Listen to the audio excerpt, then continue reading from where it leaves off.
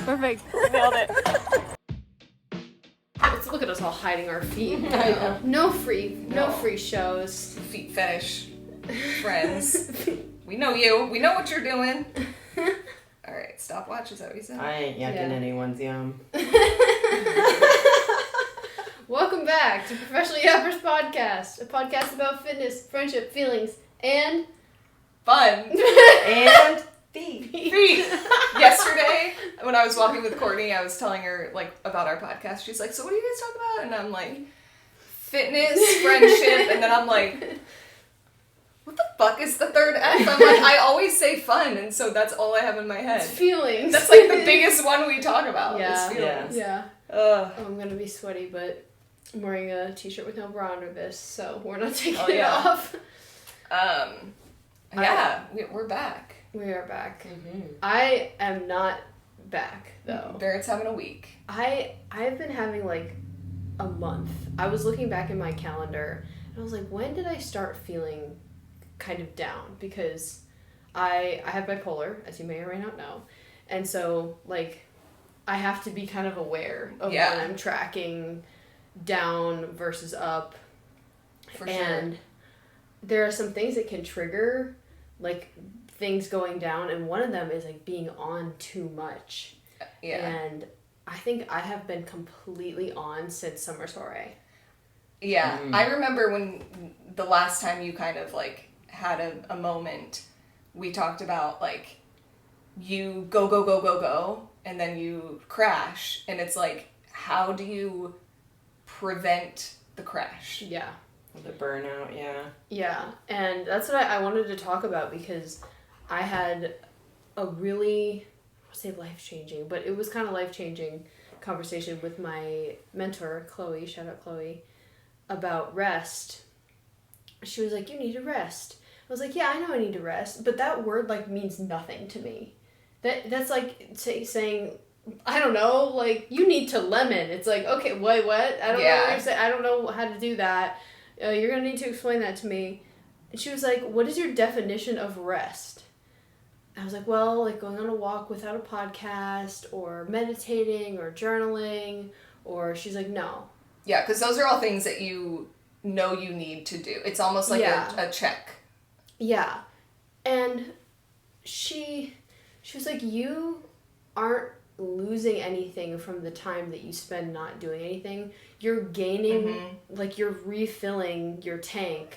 Yep. And, like, logically, I knew this, but having someone say, your assignment until next time I speak to you is to actually fucking rest and spend time just doing nothing, letting your thoughts wander. You don't have to be like, I'm thinking about my breathing, I am in control, or like I'm just doing what you feel called to do. Like, if I want to craft right now, I'll craft. If I want to just kick it right now, I'll kick it. If I want to go, like, for me, I love pulling weeds. It's, like, restful to me because I just am, like, in my head, and and it's like, whatever that is to you, it doesn't have to mean you're just sitting there.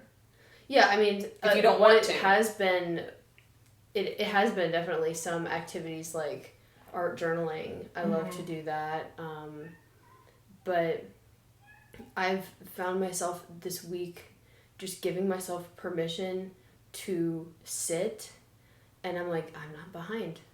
Nothing bad is happening. 5 minutes later, nothing bad is happening. Yeah. And I'm like, what is this magic? Because I do feel different afterward. Yeah. And it's crazy. Oh, I'm sweating so much. That's honestly what I feel got my cycle back on track. Is like being like, okay, I've got the food down. I've got the exercise down. What I haven't leaned into is like actually giving my body what it needs as far as like refueling. And I needed to just relax. Yeah. I also, not to just dominate the conversation, but I had a realization that I think you guys will like while I was meditating, thinking, bed rotting, if you will, yesterday. I was like, it's not bed rot if it's mindful bed rot. Yeah. It's like the picture in my room. It's like time spent wasted is not wasted time. Yeah. Also, I think you have to have more than 24 hours to be considered bed rotting. Yeah. Yeah, I'm pretty. You're like, rough is on it myself. a 20-minute nap or is it bed rotting? Yeah. But I was sitting there, and it gets a little woo woo, but do you ever just have one of those thoughts that you're like, whoa, that kind of hit me, and it was not my own, like it wasn't. Yeah. And you're like, well, that came from somewhere, something. That was a ping from That my was spirit in guides, my- or And it was just like, look at yourself through my eyes, was the thought. Mm-hmm. And I was like, okay, like that's Carrie. Like I felt that very clearly. And she was like, what the like literally the tone was like, what the fuck would you tell me to do? What the fuck would I tell you to do if you were in this situation of being like a month into burnout and slipping into depression? Because it's only been the past like week that it's become like unmanageable. I'm a little. sad, like crying every day, not talking to anyone. And the feeling, the voice, the message was just like, you need to be able to look at yourself from the perspective of someone who unconditionally loves you in order to gain the self-compassion that you need to like get through hard shit like that. Yeah. I think that goes back to like finding, so I've been doing a lot of work on like figuring out why I don't think I'm worthy of whatever. Mm-hmm.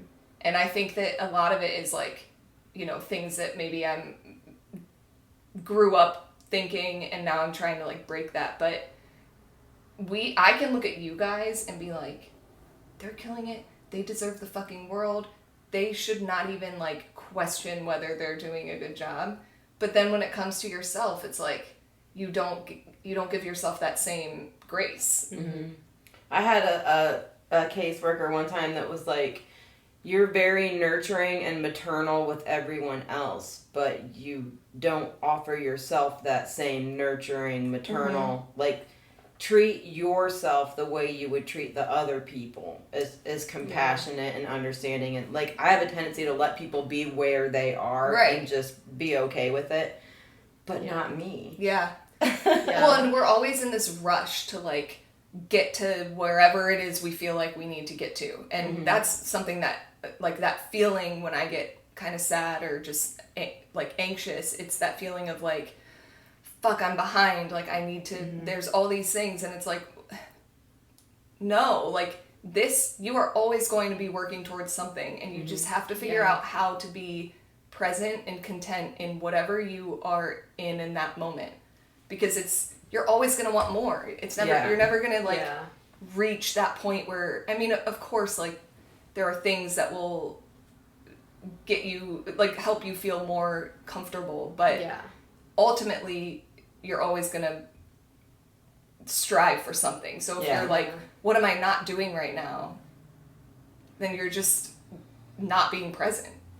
Yeah, I think something that is so important in kind of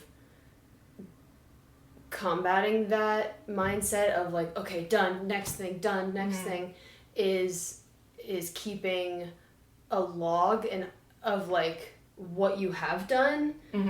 Like if you have a to-do list notebook that just has all the to-do lists you've ever done. Like for me, I have a Notion database that I've been using for 3 years now, and it's the same to-do list. So every time I check something, it disappears. But if I filter it to the checked things, I can see every little task, every project that I've done, and it's just like, oh my god, that was the goalpost at one point, and then it moved, and then it moved, and it moved, and then I can start to see that I'm gonna have goalposts in 5 years, 10 years that are gonna keep moving, just like I do now.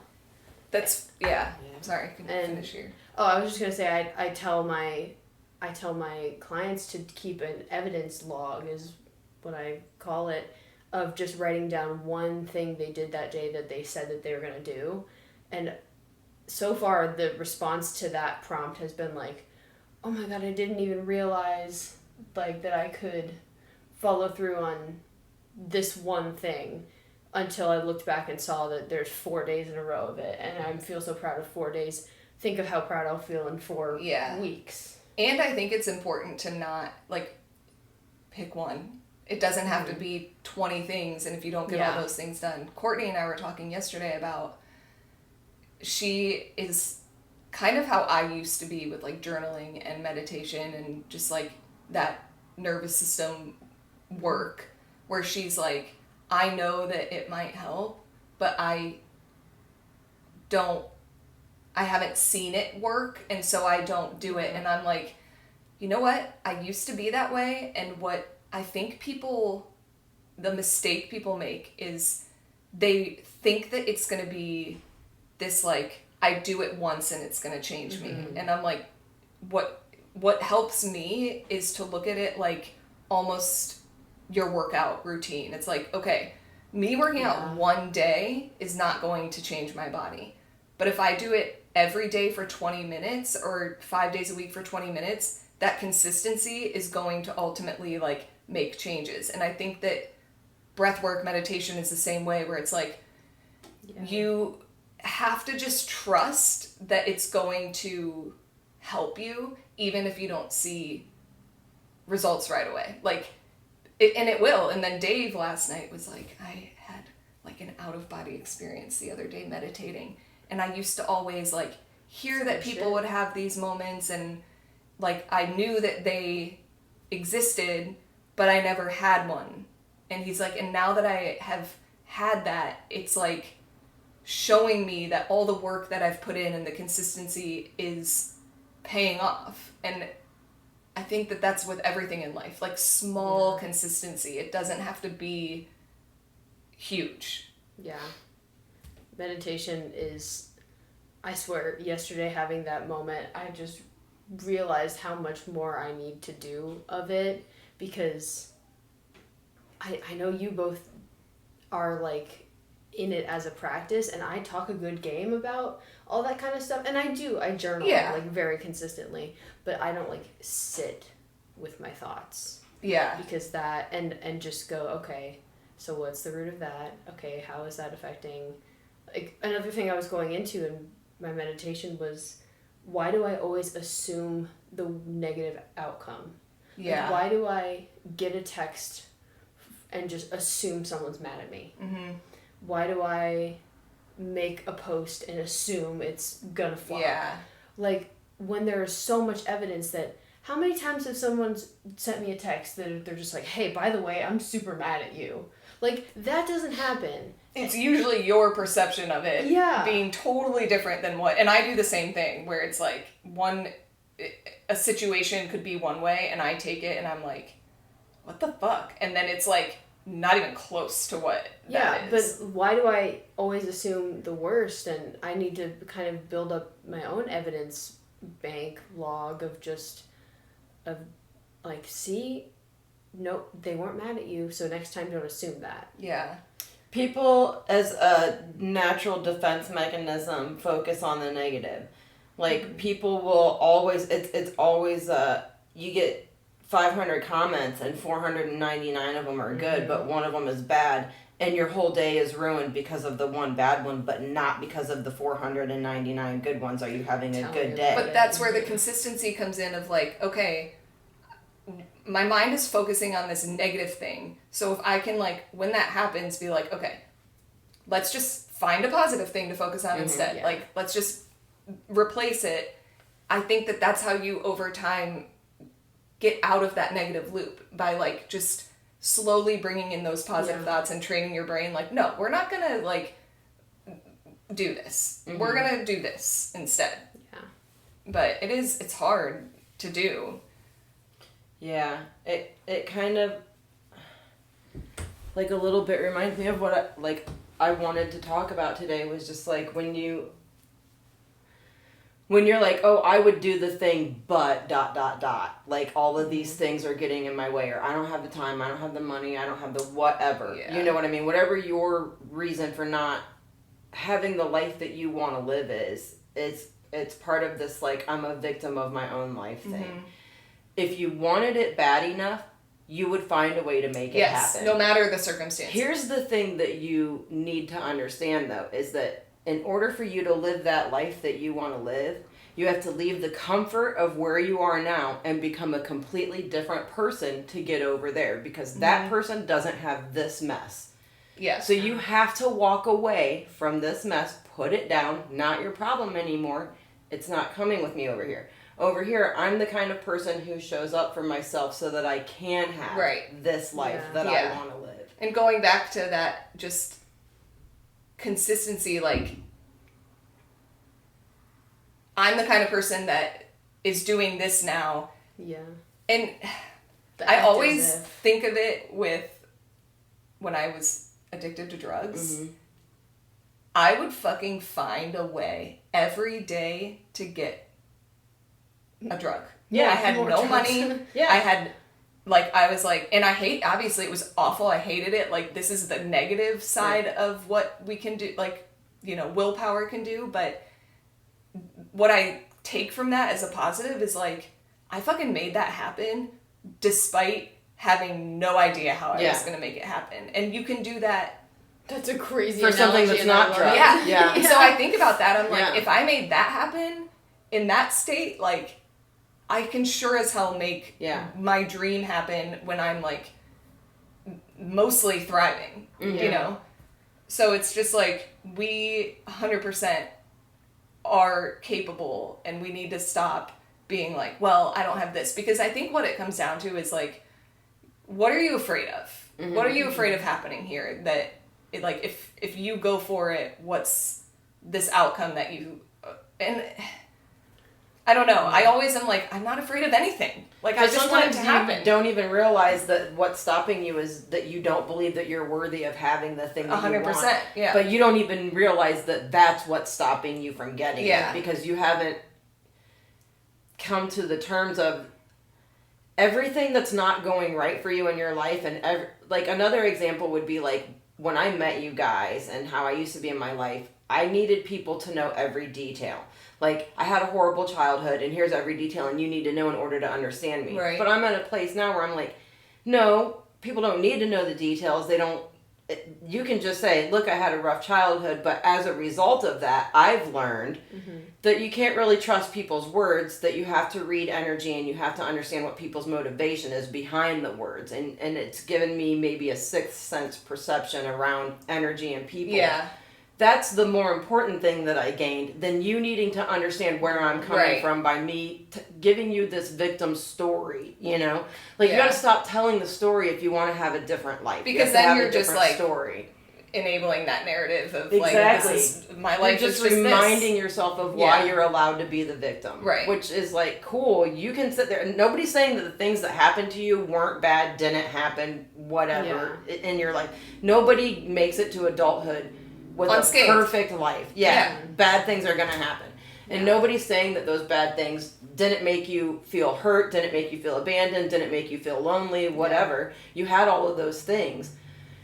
But from this day forward, you don't have to carry that with you anymore. Right. And what did you learn from those things that actually, like, gave you a gift? Right. You don't really learn when times are good. You learn major life lessons when you're going through difficult times. Courtney and I were talking about this yesterday because she had a very, I would say, good childhood. Mm-hmm. Like, if you looked at both of ours, hers was obviously, you know, and she's like, you know, I feel guilty sometimes. She has, like, a lot of shame because she grew up pretty religious, and so it's a lot of, like, you know, sex is bad, and if you're, like, a whore, it's bad, and in college, she, like, kind of had a whore phase, and, you know, we can look at that and be like,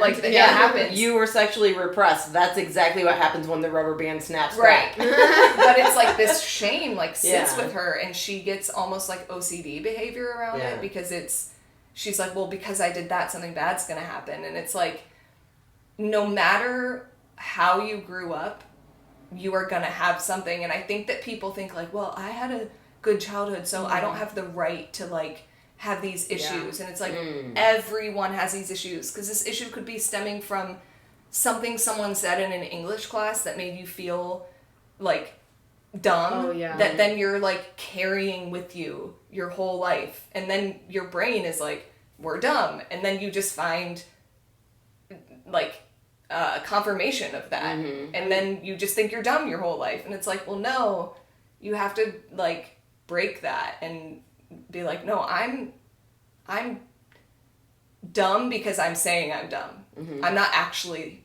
dumb. Yeah. Yeah, I'm capable of learning. This is like a narrative that I've put in place. I feel like that goes into the what are you afraid of conversation part of like reaching your goals and stuff so well, because a question that I heard that really changed my perspective on goals was, who are you afraid you're going to have to become to like uphold the life that you say you want? Yeah. And that, I like that framing of that question better than I think the more commonly seen question of like, oh, if you were given your dream body, could you maintain it? But that's the core of it. It's like, if you were given all the mindset that you want, all the opportunities that you want, do you have the belief in yourself and knowing that you're not dumb or that you're not a whore or whatever it is to live fully in that identity? Yeah. But that's why I think the meditation and like almost reparenting in a way is important, because if you have these blocks, it's like everything else is going to be affected by this limiting belief that you're telling yourself and this like block that you have. So if you can like, that's like your foundation, I feel like, and if you can get that right, then everything else will be a lot easier to maintain. And you're right, like, even with, I was talking to Trang and I'm like, we've talked about this, I know, a million times, but with like your body composition, you can have the most banging looking body, but if your mind is still like thinking that it's, you know, your body when you weren't happy with it, then there's no point. Like, you've got to both have to come up and meet. Yeah. Because that's been so rough lately. Like knowing that I have seen myself like looking better, but also knowing that my mental state was so much worse, and my physical state. Like, I lost my period for a while. I was like, oh, I'm avoiding carbs. Like, what the fuck? Like, I wasn't doing well when I was having the banging body, and now I have to like accept that I'm doing well in the other departments, and I still like, I look fucking good. I right, have muscles, and that's what I'm fine. saying. Like, you look amazing. Yeah, and you have to realize that it's okay not to sacrifice your mental for your physical. You can't. It's not sustainable. No, it's not sustainable. Also, what I've come to find is my physical actually I like more. Like, I like the appearance of my body more when I'm mentally stable and like fueling myself, because my body isn't so inflamed and like bloated, and my acne, like, your body is actually going to look worse if you aren't taking care of it. Yeah. And also, it doesn't really matter how much we work on our physical appearance. We will find something that we 100%. don't like. Oh yeah. Yeah. Yeah. And we'll be like, this is my flaw. Like, everybody else will be like, wow, you're perfect. And you're like, no, this is my flaw. You know? And it's like, whoa, I didn't even know you had a weird elbow until you mentioned it. You know what I mean? Like, and that's why confidence, I feel like, is, if you are confident and you love yourself, people are going to be like drawn to you, and they are going to be like, wow, she looks great. But if you look the same exact way, but you carry yourself with this, like, you know, shame or like, you know, hatred of yourself, then people are going to be like, like, you can feel confidence. And you can feel it through the fucking screen. Yes. Like, I can feel people on social media who I'm like, I can tell that you're not happy with your body and you're not living full and well and stuff just because of the way you're showing up. You carry yourself, yeah. Yeah, and then the people that I look up to and I'm like, I could do that, are the ones that are like, I don't give a fuck. Like, I feel good, I look good, I am doing well, and I think that that's like something to aspire to. That's true, because I follow a lot of like women who don't have the perfect body, but they have a good attitude. And they have confidence. And I'm that's like, oh, she's magnetic. beautiful. Yeah. It doesn't matter what she looks like. Like, she's radiating love and happiness and joy, and it's infectious. And what is the perfect body? Because it's exactly. like, I look at, I mean, there's some girls that are super, super fit and, like, super lean, and I'm like, oh, yeah. But then I'll see a girl that's, like, a little curvier and muscular and what, I'm like, healthy. Mm-hmm. That's Yeah, what's beautiful. Yeah. Healthy. Like, Yeah. you look like you feel good. Mm-hmm. And going back to my, like, spiritual moment of the week, looking at yourself the way that someone who loves you unconditionally would look at yourself. And that's kind of weird. I feel like that's kind of weird to say about your body, but at the same time it's not, because, like, my Aunt Carrie would be like, you are so fucking beautiful, enjoy it. And, like, that's a weird thing to think about yourself. But even, like, Elena or my sister or you guys, you're like, you look beautiful. Like, what are you talking about? Yeah. And, like, hearing that voice in your head instead of, like, the crazy ass nitpicking that I be doing is just nice and refreshing. And honestly, that's why I have so many pictures of, like, people that I love in my house, because I like to be reminded of, like, that they're out there and they, like, love me. It sounds kind of weird, but I'm like, no, they think I'm good. I think I'm good. Like, my parents love me. Little me, I have, like, pictures of my younger self. I have, like, lots of art from my family, and I'm just like, no, I'm loved for, like, who I am. That's the thing. It's like, yeah, we all are all so worried about our, like, what we look like, when in reality, when we think about the people we love the most, we don't really care what they look like. Yeah. And it's not at all how we, like, judge wanting to be around them or anything. Like, that's literally the most least interesting thing about them, usually. I had a moment during meditation that was kind of a similar experience, where it was like life altering on an internal way. And I've told you guys about it before, but I've never talked about it on the podcast. And it was like, I was meditating and I was kind of hanging out with, like, my higher version of me, I guess is what I would call it. But we had, like, this relationship where we could hang out separately together. Yeah. And obviously, like, the ideal version of me looks like the ideal version of me. If everything was perfect, my hair was perfect, my skin was perfect, my clothes were perfect, that's what you see yourself as. Right. You're like, this is the perfect version of me. And I remember having a conversation with that version of me, and her saying to me, you didn't create me so that you could one day be me. I created you so that I could be you right now. Meaning I wanted to experience that 3D world. And so I created you, the avatar, so that I could go experience it. You didn't think of me as this perfect version to attain one day. That's not you're how it already works. that perfect. You're already her. Yeah. So you have to just go live the life that I put myself into to go. And it kind of gave me this new perspective. Like, everything was brand new. And I was like, I want to show me this. I want to show me that. And it was when I was kind of having agoraphobia and I was stuck in my house. So I was like, I want to go for a hike in the woods. And I want to, like, show me the beautiful sunny weather and the beautiful trees and the beautiful everything. It was like showing myself this world for the first time, I guess, kind of. That sounds a lot like in my near-death experience when I heard the words, I had, like, that was a good one. I had fun being her. Yeah. And I was like, wait, you enjoyed it? You liked it? We did good? Yeah. That's good. I feel like cat cards are going to be good today. Yeah. I'm curious to know, because in my... Should we do them soon? Yeah, we can grab them. In my meditations, it's a lot of, like, the reparenting, and you're, like, supposed to... whatever that parent is. So it can be you as, like, your higher self. It can be, like, oftentimes mine are Dax Shepard and Kristen Bell, because I'm like, they just seem like they'd be the best, most, like, supportive parents. It's like a safe for you, Or it's like, can be, you know, spirit, whatever that is to you. And I'm always curious what other people would pick. Like, would you pick yourself? Would you pick God or spirit? Or would you pick, like, just someone that you think would be a really good parent? I pick myself when I do my inner child work. It's like the adult version of me now that goes back and helps little me.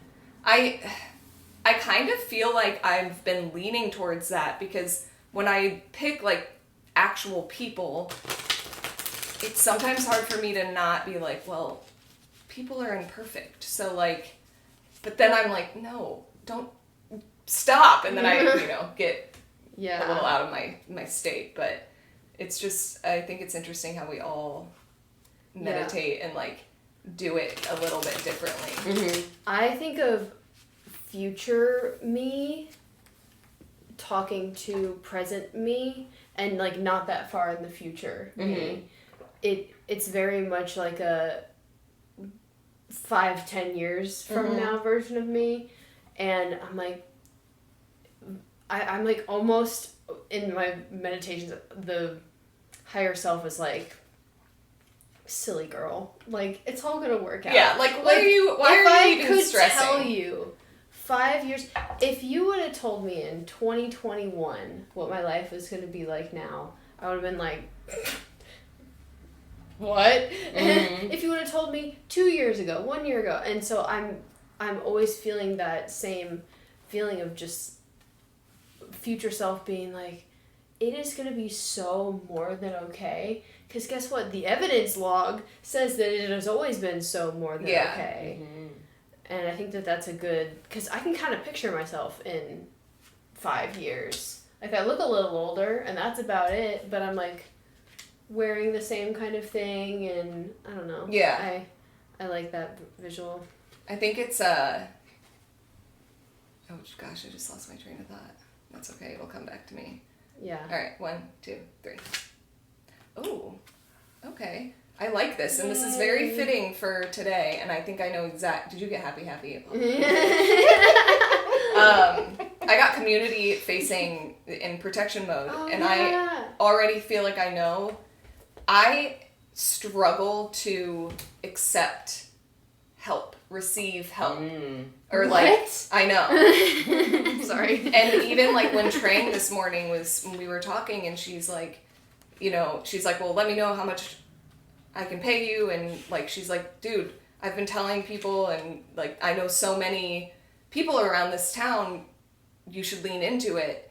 And like that first moment, I got a little uncomfortable of feeling like, I don't want to put anyone out by them helping me.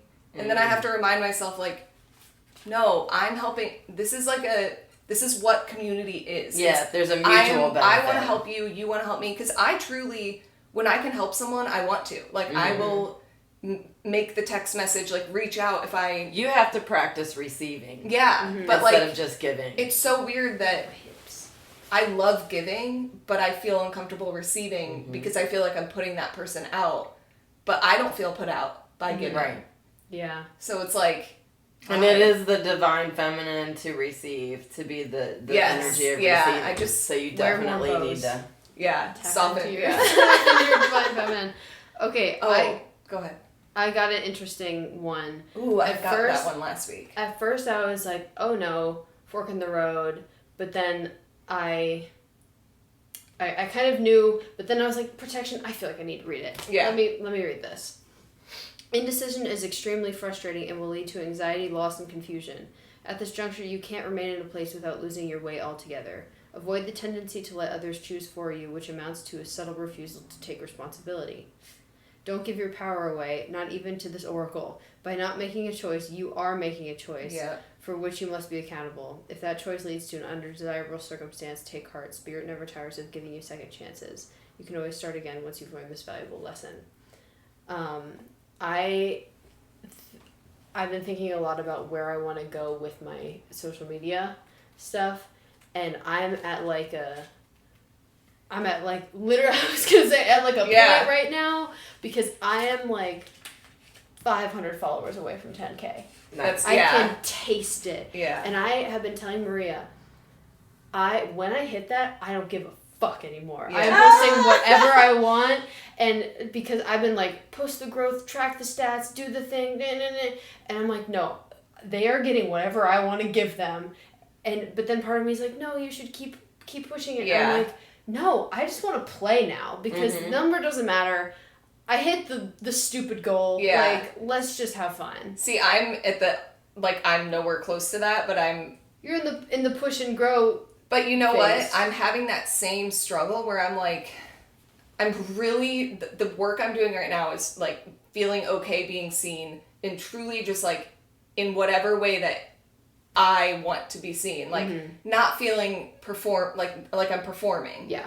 And I've been noticing, because I've been like hanging out with Jake's friends, and I'm like, okay, am I putting on an act to make people like me, or am I truly being my genuine self right now? And I've had to like ask myself that when I'm going into these, because sometimes I find that I like will people please, you know? And then I'm like, you know what? I don't like when people do that to me. So why am I, like, if they don't like me for who I really truly am, why do I give a fuck? Like, honestly. And there was like a disagreement that him and I got in, and it got brought up. And I was like, if you think that I'm gonna like back down because there's other people here, like, you're mistaken. And like I said it right in front of the other people. And at first I was like, ooh, should I? Yeah. Maybe if not. But then I'm like, no, because that's truly how I feel. And that's how I should come across. Jill's put a video out about this recently, and it was entitled something like, nice girls get autoimmune disorders. I saw that. I totally, I was like, It's like from suppressing everything. And yeah, it's like authenticity sets your body free, but being nice, you know, putting on that mask and trying to make everybody happy with you or whatever, please everyone. She's like, you're just going to get an autoimmune disorder. And honestly, that's how this whole yoga thing, I'll tell the quick story because I know we're trying to wrap up, but like I got a text to sub a yoga class, and I 100% like was not thinking I was ready. Like, had you asked me that morning, I would have been like, I am definitely not doing that. But then there was just something in me that was like, just do it. Like, just do it. What are you afraid of? If you fuck up, like, you've got to do it the first time and fuck up a couple times to get to where you want to be.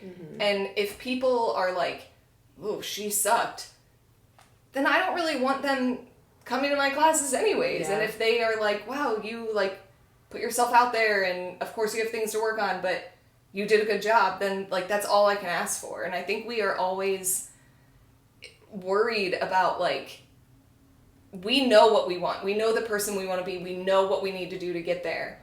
But like, we have to make an effort to be like, fuck it. I'm going to just do it despite the fear of other people judging me. And that's been like my motto lately, is like, just fuck it. If you think that, if you want to wear something, but you're like, ooh, is someone going to like look at me weird? Who the fuck cares? I love your post about that. The fuck it mindset. Yeah. And it's not like, fuck it in like a like fuck life. I don't care. Yeah. It's fuck it in a like, you know what you want to be. Yeah. And you know what you need to do. And it doesn't matter what anybody else thinks about it. Like that one negative comment out of 500 comments. It's like, that person's idea of you is not your business. Yeah. They obviously aren't here for you. So why do you care? Yeah. Just let it go. You know? Totally. But with social media, it's hard because like it's a lot of, okay, in order to grow, you need to do this, this, and this. And it's trying to find that balance of, okay, I know that this works. Yeah. But like, is this what I feel good doing? And I'm definitely in like a weird fork in the road almost right now with like, does it feel like authentic and combination of authentic and working? Yeah, but I'm like I definitely have a block right now, and I'm like working through it, and I know that I have it, which is why like that's what I'm focusing on right now. But it's definitely, it's hard. It's harder to do it than you think. Yeah. Okay, well, that was our show. I got happy. Oh, yeah. Which means I'm just happy right now. Oh. I kind of want to read the protection message. Oh, okay. Go for it. that was our show. Beware of compromising your integrity in order to belong. How do you dim your light to change yourself so others will accept you in the group? I did not read this before just having this conversation. Do you hide who you really are in order to play a role within the larger whole? This will never fulfill you. Now is the time to assess your willingness to be real. Stand tall, be you. Authenticity is true self-expression and the only way to empower yourself. Don't be afraid to be yourself and step into the role your heart tells you to take. Making yourself small bears too high a cost. Kat. You said the cat cards were going to be good? I knew it. I knew they were going to be good. That's funny. Magic is real, folks. Magic is real. This is woo-woo girl summer. I'm dubbing it that. This is the start of woo-woo life, but not woo-woo in like a... Like, it really is real. Because your mind is so strong. So if you, like, put your energy into the right things, the right energy will come back. And that's what magic is. It's like... And humans are so capable of things that they did not believe they were capable of. It's crazy. Yeah. Yeah. It really is. Get on the other side of that story where instead of saying, I can't have this or do this because of this, get on the other side where people are like, oh my God, despite everything holding you back, you did ... You know? And look at those things holding you back as almost like a leg up. Yeah. Like, these aren't holding me back. These are actually like teaching me a lesson that I needed to learn. They're showing me where my work is. Because everything's in order a to mirror. have what I want. Yeah. Yeah. All right. That was a good episode. Yeah. Like and subscribe. We love you. Love you.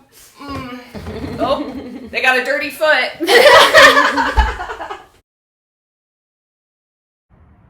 Perfect. Nailed it.